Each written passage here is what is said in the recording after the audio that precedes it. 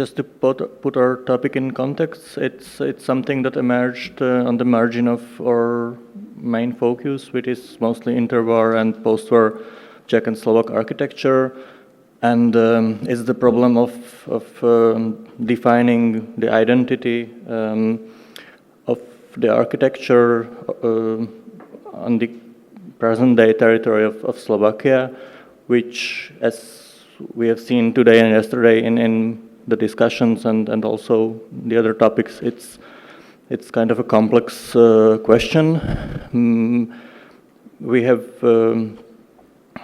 decided to choose three trajectories for architects. If two of them were working in one studio, and show like different stories that, from the present perspective, established something which is called or defined as Slovak architecture or interwar architecture in Slovakia, and like Dušan Jurkovič, Weinwurm, Friedrich Weirmuth, Ignác Večej, and Emil Beluš are like the main figures, and all three of these ateliers or stories are presenting a different perspective, also from the view that is connected to the topic of the conference, specifically that all of them studied abroad or visited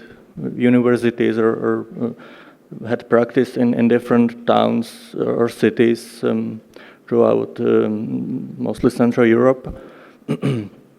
and we will try to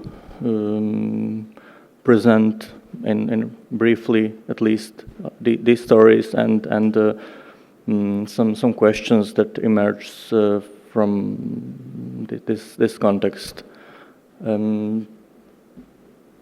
So I start with architect Dušan Jurkovič. Jurkovič completed his studies under the architect Rudolf Feldčarek in Vienna between 1884 and 1889, at a time when historicist and eclectic architecture was still prevalent. And in personal notes, Jurkovič stated that Feldčarek introduced him to Tyrolean half-timbered architecture during his studies.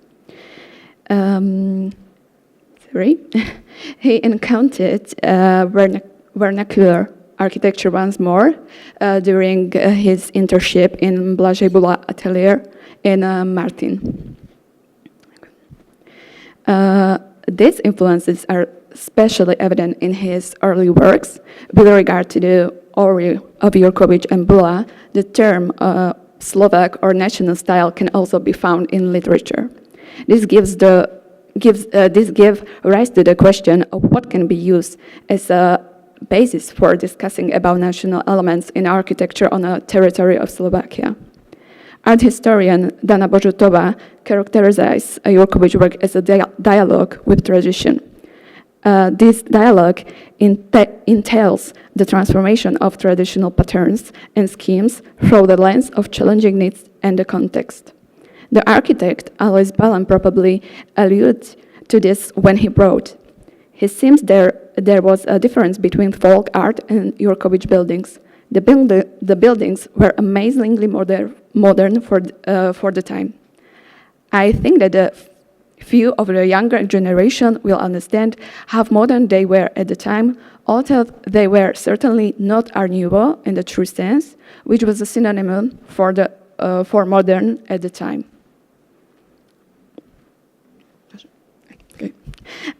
His works in a field of commemorative architecture can be considered significant for the creation of Slovak national identity.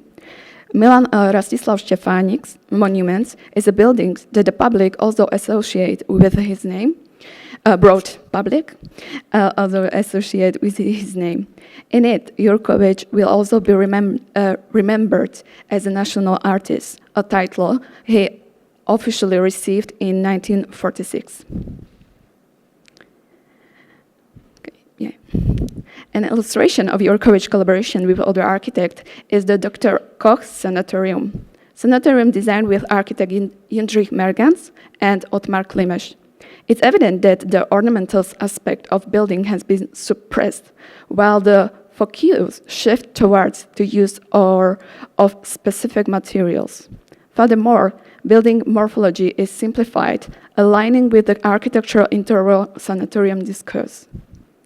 In the light of aforementioned evidence, we cannot agree with the architect Emil Belush, who wrote that Jurkovic works, quote, by his action as a synthesis of needs and possibilities indicates the right path for us, free from foreign enslaving influence. Jurkovic's work is situated in much broader and broader national context and framework of creative collaboration.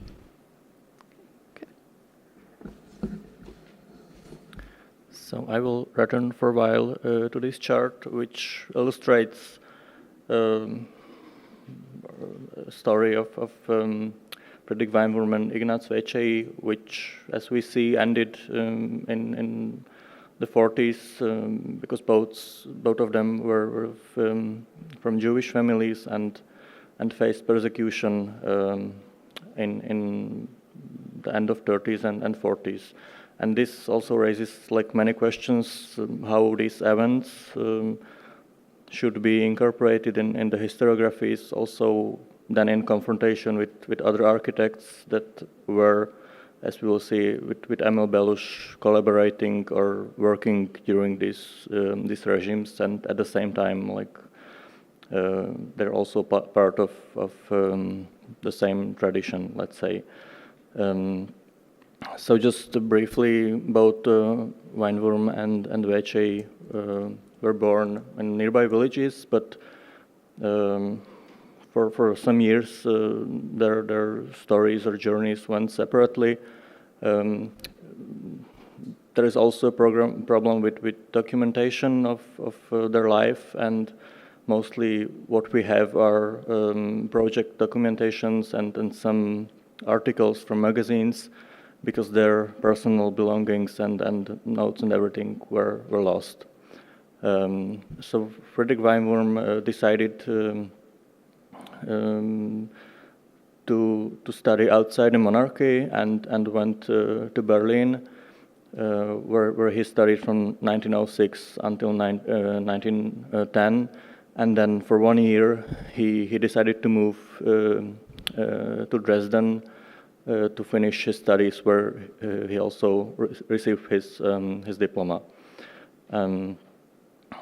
Just to put it in context, at the time in Berlin, although the university was still quite a conservative environment, and most of the lectures were following like historical models. Then in the meantime, Behrens was building his Turbinenhalle, or then in Dresden, the Hellerau was, Garden City was under construction, which could also have influence on the young Weinwurm. Regarding Véčej, we know that he studied in Budapest, and afterwards they started practiced or joined Weinwurm in Bratislava in 1925. Before that, Weinwurm went for 2 years to Budapest and practiced with in the atelier of Emil Thury. Then in 1915 he was involved in battles of the First World War, and was also wounded, and finally in 1918 he settled in Bratislava, which was at the time a multi-ethnic and multicultural city. His first language was German.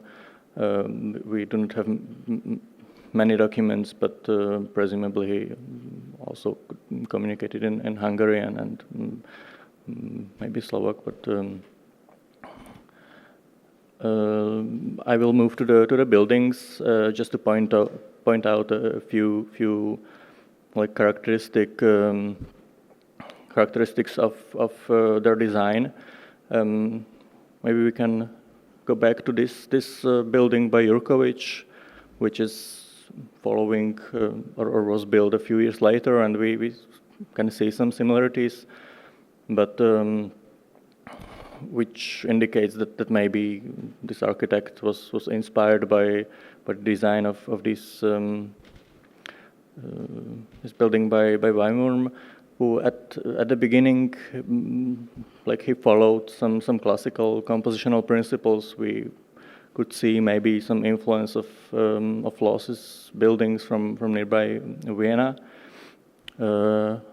but gradually this aesthetics or style like simplified, and it is another example of the sanatorium of Dr. Holzmann, which was realized in the 30s.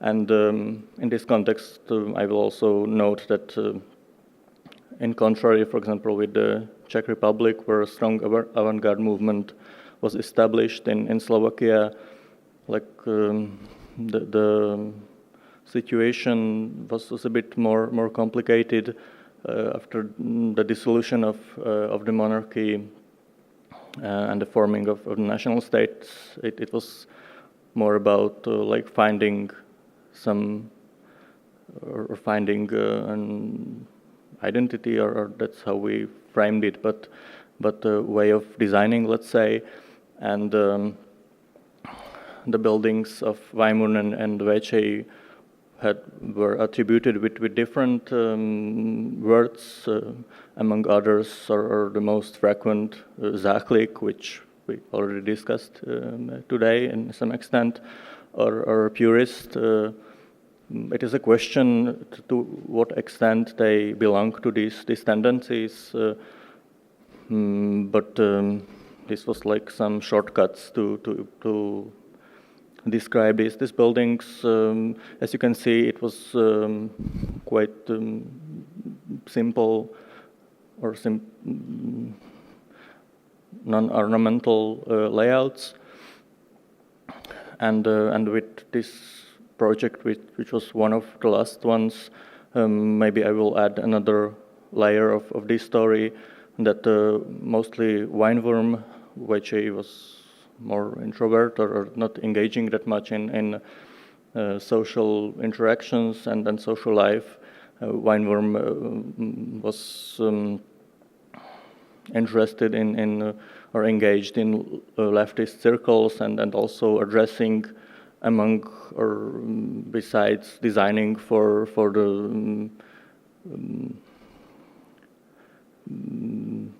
people. Sorry. Sometimes it's called intelligence, or living for intelligence. So. Yes, and the other aspect of his works was designing for the working people, and this project is not state nor city funded, but it's cooperative building estate built in two phases, and which is interesting. It contains like different types of flats, from like small garçonnières to larger flats for families, and also today it's one of the most or it's kind of popular, even if it was built like kind of a cheap and provisorical solution, but the layout and also the construction was made with approach that preferred like quality and so on. But I think we can move on. Next architect is Emil Balázs, which commenced his studies in 1918 in Budapest, subsequently transferring to a technical school in Prague after 2 semesters. The Balázs collection contains 4 biographies from the 1950s, 2 of which don't make any mention of his studies in Budapest. His perspective on academic pursuits at both institutions in light up in his 1978 memoir entitled At the Turn of Our National History.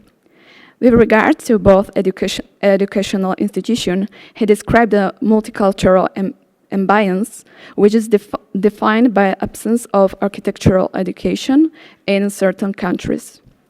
With regard to Budapest School, he emphasized the study of ancient architecture, quote, as an important source, knowledge and awareness of the importance of necessity of creating details and integrating them in the higher harmoniously and interconnect wholes. In his memoirs, he makes numerous references to his studies abroad in countries such as Italy, the Netherlands, Germany, Switzerland, Poland, and China. These studies, he states, led him an analytical exploration of the outstanding historical creation of cities, as well as contemporary architecture and modern fine art. On the other hand, he also turns attention to the Prague School excursion to Slovakia, during which he got to know, again, quote, the great architectural values and beauties of historical Slovakia. Simultaneously, his eyes were opened. All that historical architecture in Slovakia contributes to the treasury of national and European creation. He proceeds to elaborate on his point further. In the context of the all-state system, we Slovaks began at the same time to take an active creative path, already consciously, and within this effort to develop a new, peculiar Slovak professional architecture as an organic component of European development as well. Our architecture creation in a peaceful interwar period tried to find its expression in the new condition, independent of the cultural centers, especially Budapest and Vienna. Or that, again, architecture creation in Slovakia after the collapse of Austro-Hungarian Empire pursued the goal of consciously joining forces with experienced Czech architects in a field of creation of creation of Czechoslovak architecture, and with it of linking up with the progressive world architecture. Okay, good. Upon completion of his studies in 1923, he settled in Bratislava. In the context of architecture, Belš can be seen not only as a creator, but also as a founder of the first faculty of architecture in Slovakia in 1947, and as a teacher. In his memoir, he wrote that he tried to apply all his experiences from Prague to teaching at the faculty in Bratislava. One of his earliest architectural project was the building of a national house. In contrast to Jurković works, which demonstrate an affinity with the vernacular architecture, Belš design has a touch of monumentality. In the context of contemporary architecture, the national house is specific by a greater articulation of masses and the use of hipped roofs. Okay. The building of the Slovak Reigning Club is closer to the contemporary principle of functionalism. Okay. From